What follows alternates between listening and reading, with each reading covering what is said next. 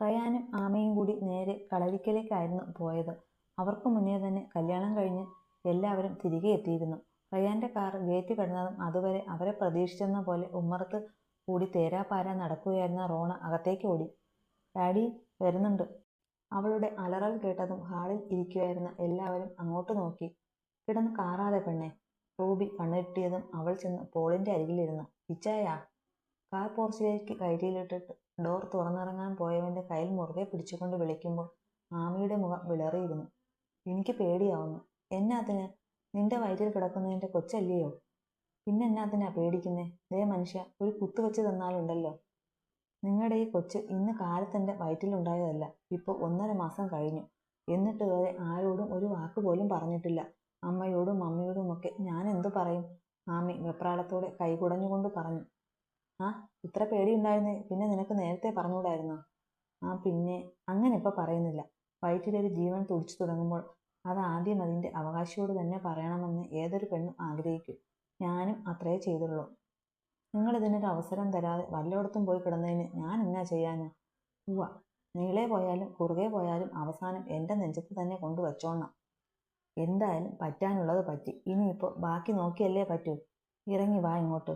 Ryan door തുറന്ന് പുറത്തേക്ക് ഇറങ്ങിയതും ഒരു ധൈര്യം പോരാതെ കാറിൽ തന്നെ ഇരുന്നതേയുള്ളൂ ആമി. ഇറങ്ങുന്നില്ലേ? ഇച്ചായം പോയി പറഞ്ഞാ പോരെ? ഞാനങ്ങ് വില്ലയിലോട്ട് പോയാലോ എന്ന് ആലോചിക്കുക.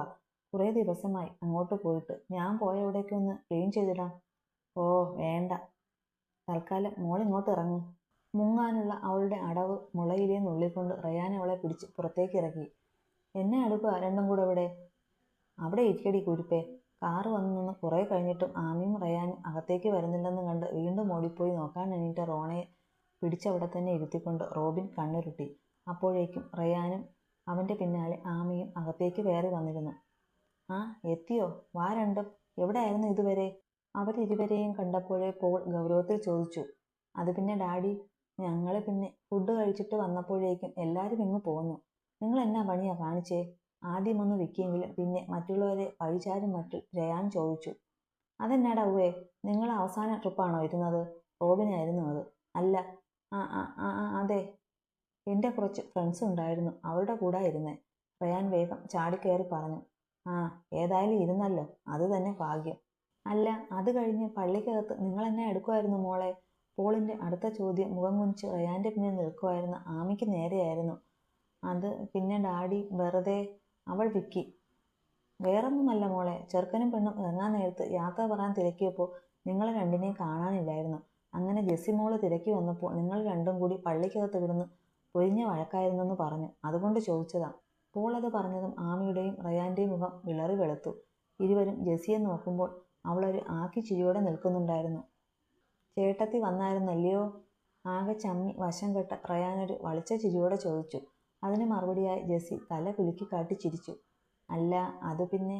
ആ നേരാ, ഞങ്ങൾ ഇവിടുന്ന് സംസാരിച്ചു. അതിനിപ്പോൾ എന്നാ? നിങ്ങളൊക്കെ തന്നെയല്ലേ പറഞ്ഞ് ഞാൻ ഇവളോട് മിണ്ടിയില്ല, പോയി മിണ്ടാൻ. അതും കേട്ടോണ്ട് മിണ്ടിയപ്പോൾ അതും കുറ്റമായോ? മിണ്ടാനേ പറഞ്ഞുള്ളൂ, അല്ലാതെ പള്ളിക്കകത്ത് വെച്ച് അവളെ പൊക്കിയെടുത്ത് ഉമ്മ വെച്ച് കളിക്കാൻ ഞങ്ങളാരും പറഞ്ഞില്ല. രക്ഷപ്പെടാൻ വേണ്ടി റയാൻ പുറത്തെടുത്ത അവസാന ആയുധത്തിൽ മുനയൊടിക്കുമാറ് റോബിന്റെ കൗണ്ടർ ഉയർന്നതും എല്ലാവരും പൊട്ടിച്ചിരിച്ചു പോയിരുന്നു. അതോടെ റയാനും ആമിയും ആകെ നനഞ്ഞ കോഴിയുടെ മട്ടായിരുന്നു. ഇനിയൂടെ നിന്നാൽ കൂടുതൽ കുളമാകുമെന്ന് മനസ്സിലായതും ആമി വേഗം മുകളിലേക്ക് ഓടാൻ തുടങ്ങി. അത് കണ്ട് മറ്റുള്ളവരുടെ എല്ലാം ചിരിയുടെ ആയം കൂടിയെങ്കിലും റയാന്റെ നെഞ്ചിൽ വെള്ളടി വെട്ടി. എടി കുരുപ്പേ, ഇങ്ങനെ കിടന്ന് ഓടല്ലേ, വയറ്റിൽ എൻ്റെ കൊച്ചുള്ളതാ. വെപ്രാളത്തിൽ അവൻ വിളിച്ചു പറഞ്ഞതും ഹാളിലാകെ നിശബ്ദത പടർന്നു. എൻ്റെ മാതാവേ, ഞാൻ എന്നതായി കേൾക്കുന്നേ? ആമി മോളെ അവിടെ നിന്നേ. വെപ്രാളത്തിൽ വിളിച്ചുകൊണ്ട് റൂബി അവൾക്കരികിലേക്ക് ചെന്നു. പിന്നൊരടി പോലും വെക്കാൻ കഴിയാതെ ആമിയും നിശ്ചലായി. എന്നതാ മോളെ ഞാൻ ഈ കേൾക്കുന്നേ? ഉള്ളതാന്നോ ഇവൻ പറഞ്ഞത്? മോള്. റൂബി കരച്ചിലിന്റെ വക്കോളം എത്തിയിരുന്നു. അത് കണ്ട് തെറ്റ് ചെയ്ത കുട്ടിയെപ്പോലെ ആമിയുടെ മുഖവും കുനിഞ്ഞു പോയിരുന്നു. പറ ആമി, നീ പ്രഗ്നന്റ് ആണോ? ജെസ്സി കൂടി ചോദിച്ചതും മുഖമുയർത്താതെ തന്നെ അവൾ തലയാട്ടി കാണിച്ചു. കർത്താവേ, എന്നിട്ട് ഇതുവരെ പറയാഞ്ഞതെന്നാ? സോറി മമ്മി, ആദ്യം ഇച്ചായനോട് തന്നെ പറയണമെന്നായിരുന്നു എൻ്റെ ആഗ്രഹം. അതുകൊണ്ടാ എൻ്റെ അമ്മയോട് പോലും ഞാൻ പറയാഞ്ഞത്. ക്ഷമാപണത്തോടെ പറഞ്ഞിട്ട് അവൾ എല്ലാ മുഖങ്ങളിലേക്കും ഒന്ന് പാടി നോക്കി. അവയിലൊക്കെ പരിഭവം തളം കെട്ടിയിരിക്കുന്നത് കണ്ടതും വിഷമത്തോടെ റയാന്റെ നേർക്ക് നോക്കി. കണ്ടോ ഇച്ചായ, ഞാൻ സംശയം പറഞ്ഞപ്പോൾ നിങ്ങളല്ലയോ പറഞ്ഞേ അങ്ങനെയൊന്നുമില്ലെന്ന്? റൂബി കുറ്റപ്പെടുത്തിയതും പോളിന് മറുപടിയൊന്നും ഉണ്ടായിരുന്നില്ല. എന്നിട്ടിപ്പോൾ എത്ര മാസമായി? 1.5. കൊള്ളാം, 1.5 മാസമായിട്ട് ഞങ്ങൾ തള്ളമാരോട് പോലുമൊന്ന് പറയാൻ തോന്നിയില്ലല്ലോ മോളെ നിനക്ക്. മമ്മി അത് ആ നീ ഒന്ന് ചുമ്മാതിരുന്നേ റൂബി. കൊച്ചു പറഞ്ഞില്ലേ അതിൻ്റെ കാരണം. പിന്നെ അതിനെ വിഷമിപ്പിക്കുന്നത് എന്തിനാ? ഇത്രയും സന്തോഷമുള്ളൊരു കാര്യം കേട്ടിട്ടും നീ ചുമ്മാ കഴിഞ്ഞ കാര്യങ്ങളും പറഞ്ഞ് കൊച്ചിനെ വിഷമിപ്പിക്കാതെ ബാക്കി കാര്യം നോക്ക്. പോളിൻ്റെ ശാസന എത്തിയതും റൂബി ഒന്നടങ്ങി. അതില്ല ചായ, ഞാനെൻ്റെ വിഷമം കൊണ്ട് പറഞ്ഞതാ. എന്നാലും മമ്മിക്ക് സന്തോഷമായി മോളെ. നിങ്ങളുടെ കാര്യത്തിലായിരുന്നു എൻ്റെ നെഞ്ച് പിടച്ചുകൊണ്ടിരുന്നത് മുഴുവൻ. ഇപ്പോൾ അത് മാറി. പറഞ്ഞതും ആമിയെ ചേർത്ത് പിടിച്ച് കവിളിൽ മുത്തിയിരുന്നു അവർ. അതോടെ വീണ്ടും എല്ലാ മുഖങ്ങളിലും പുഞ്ചിരി വിടർന്നു. ഈ നേരം റോബിൻ പതിയെണീറ്റ് റയാൻ്റെ അരികിലേക്ക് ചെന്നു.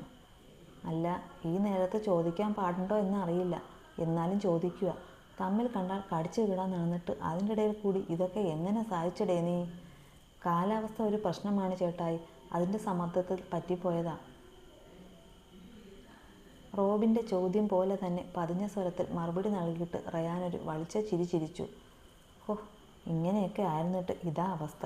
അപ്പോൾ നേരെ ചൊവ്വയായിരുന്നു നീ ഇവിടെ ഡേ കെയർ തുടങ്ങിയാണല്ലോടോ. റോബിൻ അവനെ മൊത്തത്തിലൊന്ന് ഒഴിഞ്ഞു നോക്കിക്കൊണ്ട് പിറുപിറുത്തു. എന്നാലും ഇത്രയും ദിവസം എൻ്റെ ഒപ്പം ഉണ്ടായിരുന്നിട്ട് പോലും ഒരു വാക്ക് പറഞ്ഞില്ലല്ലോടി നീ എന്നോട്. ആമിയെ ചേർത്ത് പിടിച്ച് തൊട്ടും തലോടിയുമൊക്കെ ഇരിക്കുമായിരുന്നുവെങ്കിലും പരിഭവം മാറാതെ പൂർണിമ ചോദിച്ചു. റൂബി വിളിച്ച് ആമിയുടെ വിശേഷം അറിയിച്ചപ്പോൾ തന്നെ കളരിക്കലേക്ക് ഓടിയെത്തിയതായിരുന്നു പൂർണിമയും നന്ദനും. പൂർണിമ വന്ന വരവെ കരച്ചിലും പറച്ചിലുമൊക്കെ ആയിരുന്നുവെങ്കിലും നന്ദൻ അവളെ ഒന്ന് ചേർത്ത് പിടിച്ചിട്ട് മാറിയിരുന്നതേയുള്ളൂ. പലപ്പോഴും ക്ഷീണം കൊണ്ട് ഞാൻ പിറകെ നടന്ന് ചോദിച്ചപ്പോൾ പോലും എൻ്റെ മോൾക്ക് എന്നോടൊന്ന് പറയാൻ തോന്നിയില്ല. പൂർണിമ വീണ്ടും പരാതിയുടെ കെട്ടഴിച്ചതും ആമിക്ക് വല്ലാത്ത അസ്വസ്ഥത തോന്നിയെങ്കിലും അവൾ അതൊന്നും പുറമേ പ്രകടിപ്പിക്കാൻ നിന്നില്ല. ഞാൻ പറഞ്ഞില്ലേ അമ്മേ, എൻ്റെ വയറ്റിലൊരു തുടിപ്പ് വളർന്നു തുടങ്ങിയെന്ന് പറഞ്ഞപ്പോൾ മുതൽ അതെനിക്ക് സമ്മാനിച്ച ആളെ തന്നെയായിരിക്കണം ആദ്യം അറിയിക്കേണ്ടതെന്നുള്ള എൻ്റെ ആഗ്രഹമായിരുന്നു. തങ്ങളുടെ സംസാരമൊക്കെ കേട്ടുകൊണ്ട് കുറച്ചു മാറി നിൽക്കുന്ന റയാനെ നോക്കിക്കൊണ്ടായിരുന്നു ആമി അത് പറഞ്ഞത്. ആ നേരം കുസൃതി നിറഞ്ഞ അവൻ്റെ കണ്ണുകളും അവളെ തന്നെയായിരുന്നു. അത് കാണെ ആമിയുടെ ഉടലൊന്ന് കുളിർന്നു. തങ്ങളെ ചുറ്റി ഒരുപാട് പേരുണ്ടായിരുന്നിട്ടും തങ്ങൾ രണ്ടാളും മാത്രമുള്ള ഒരു ലോകത്തിലാണ് തങ്ങളെന്ന് പോലും അവർക്ക് തോന്നിപ്പോയിരുന്നു. മക്കൾക്ക് ഏത് കാര്യത്തിലും ന്യായമുണ്ടല്ലോ. പക്ഷേ അതുകൊണ്ടൊന്നും അമ്മമാരുടെ നെഞ്ചിൽ നീറ്റലടങ്ങത്തില്ലല്ലോ. കടിഞ്ഞൂല, ആദ്യം മുതലേ നല്ലപോലെ ശ്രദ്ധിക്കണം. ഇതിപ്പോ അത് വല്ലതും നടന്നോ? ഓ എൻ്റെ അമ്മേ, അതിനൊക്കെ ഇനിയും ഒരുപാട് സമയമുണ്ട്. ഇപ്പൊ അമ്മ വാ, നമുക്ക് റൂമിൽ പോയിരുന്ന് ബാക്കി പറയാം. തന്നെ മാത്രം വളയം ചെയ്തു നിൽക്കുന്നവൻ്റെ കണ്ണുകളെ നേരിടാൻ കഴിയാഞ്ഞിട്ടോ എന്തോ പൂർണിമയും കൂട്ടി ആമി വേഗം മുകളിലേക്ക് നടന്നു.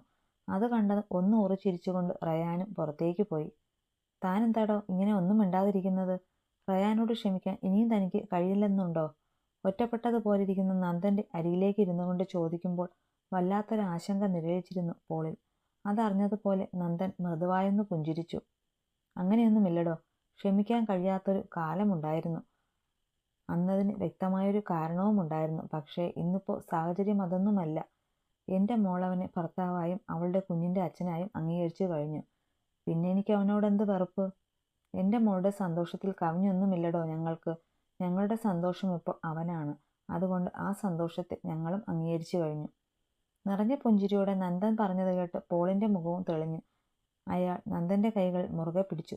പിന്നെയും കുറേ സമയം കൂടെയൊക്കെ കഴിഞ്ഞിട്ടായിരുന്നു പൂർണിമയും നന്ദനും പോകാനിറങ്ങിയത്.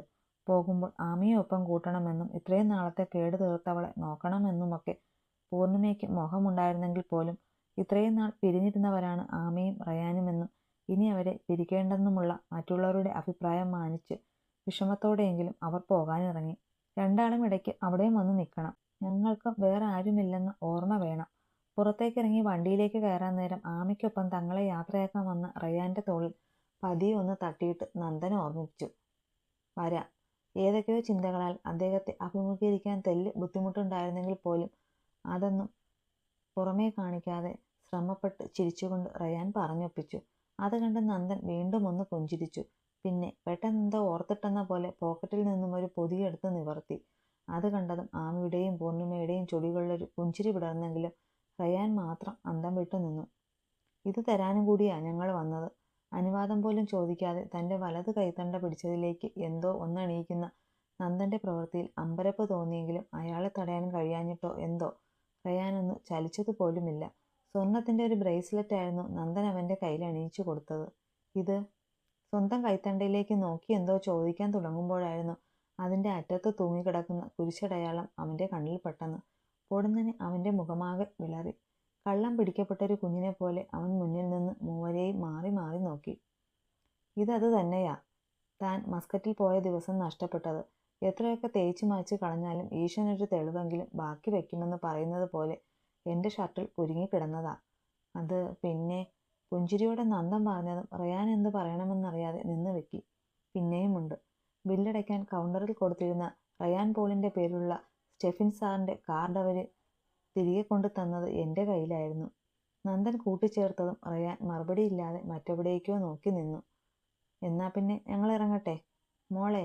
ശരി അച്ഛാ.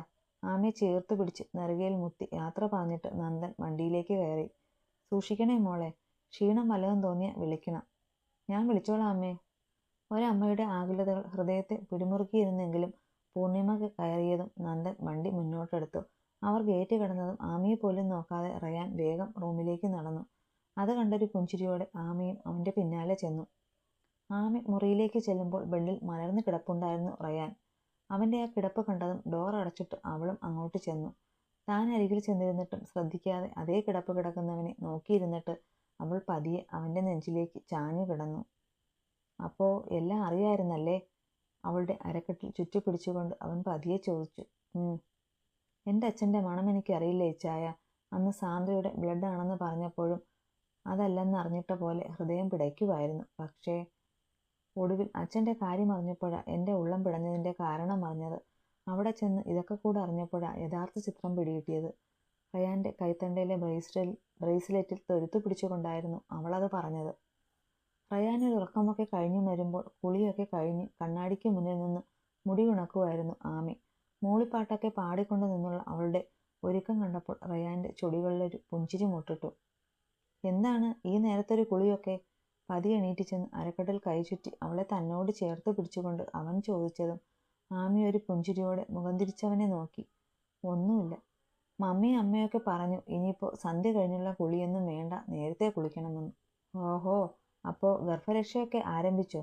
തൻ്റെ തോളിൽ താടി ഊന്നി നിന്നുകൊണ്ടുള്ള അവൻ്റെ ചോദ്യത്തിന് ഒരു പുഞ്ചിരി മാത്രം നൽകിയിട്ട് ആമി തൻ്റെ ജോലി തുടർന്നു. അവൾ മുടി കോതിയിട്ടിട്ട് ടേബിളിൽ നിന്ന് സിന്ദൂരച്ചെപ്പ് കയ്യിലെടുത്തു. ഇതെവിടുന്നാ? അമ്മ തന്നതാ. സീമന്തരേഖ ഒരിക്കലും ഒഴിച്ചിടരുതെന്ന ഓർഡർ. ഞാനിട്ട് തരട്ടെ? നമുക്ക് നേരെ ചൊവ്വയൊന്നും കെട്ടാൻ പോലും പറ്റിയില്ലല്ലോ. എന്നാ പിന്നെ ഇന്നൊരു ഗാന്ധർവ വിവാഹമങ്ങ് നടത്തിക്കളയാം. അതിന് ഇച്ചാൻ ഇതൊക്കെ ഇഷ്ടമാണോ? ആമി ആവേശത്തോടെ ചോദിച്ചു. ഇഷ്ടമാണോ എന്ന് ചോദിച്ചാൽ നെറുകയിൽ സിന്ദൂരമണിയുന്നൊരു കെട്ടിയോളയൊന്നും ഞാൻ എൻ്റെ സങ്കല്പങ്ങളിൽ ഉണ്ടായിരുന്നില്ല. അല്ല, അത് വേറൊന്നും കൊണ്ടല്ല. ഞങ്ങൾക്ക് ഈ സിന്ദൂരവും ആലിലത്താലിയും ഒന്നുമില്ലല്ലോ. പക്ഷേ നിന്നെ കൈവിട്ട് കളയരുതെന്ന് തോന്നി തുടങ്ങിയത് മുതൽ നിന്നെ ഇങ്ങനെ കാണാൻ ഇഷ്ടവുമായിരുന്നു.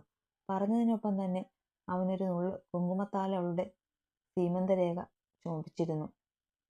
ഇപ്പോൾ കണ്ടാൽ കടിച്ചു തിന്നാൻ തോന്നും. കണ്ണാടിയിൽ കൂടി തന്നെ അവളുടെ മുഖത്തേക്ക് നോക്കി പറഞ്ഞതും നിയന്ത്രിക്കാൻ കഴിയാതെ നിന്നോണം റയാൻ അവളുടെ കഴുത്തിൽ അമർത്തി ചുംബിച്ചു. ഡ്രസ്സിംഗ് ടേബിളിൻ്റെ വിളിമ്പിൽ അമർത്തി പിടിച്ചുകൊണ്ട് ആമി അറിയാതെ ഏങ്ങിപ്പോയി. വേണ്ടാത്ത ഒച്ചയൊക്കെ ഉണ്ടാക്കി മനുഷ്യൻ്റെ കൺട്രോള് കളയാതെ വേഗം റെഡിയാവാൻ നോക്കടി. എവിടെ പോകാൻ? പെട്ടെന്ന് അവളെ പിടിവിട്ട് മാറിക്കൊണ്ട് അവൻ പറഞ്ഞതും ആമി അന്തം വിട്ട് ചോദിച്ചു. അറിഞ്ഞാലേ എൻ്റെ ഭാര്യ വരത്തുള്ളെങ്കിൽ കേട്ടോ, നമ്മൾ പോകുന്നു നമ്മുടെ സ്വർഗത്തിലേക്ക്. ഒരു പ്രത്യേക താളത്തിൽ അവൻ പറഞ്ഞതും ആമിയുടെ മുഖം വിടർന്നു. താൻ കേട്ടത് തന്നെയാണോ അവൻ പറഞ്ഞതെന്ന് ചോദിക്കും പോലെ അവൾ കണ്ണുകൾ വിടർത്തി ചോദ്യഭാവത്തിൽ അവനെ നോക്കി. അവളുടെ ഭാവത്തിൻ്റെ അർത്ഥം അറിഞ്ഞതുപോലെ റയാൻ വീണ്ടും വന്നവളെ തന്നോട് ചേർത്ത് നിർത്തി മൂക്കിൻ തുമ്പിൽ പതിയെ കടിച്ചു.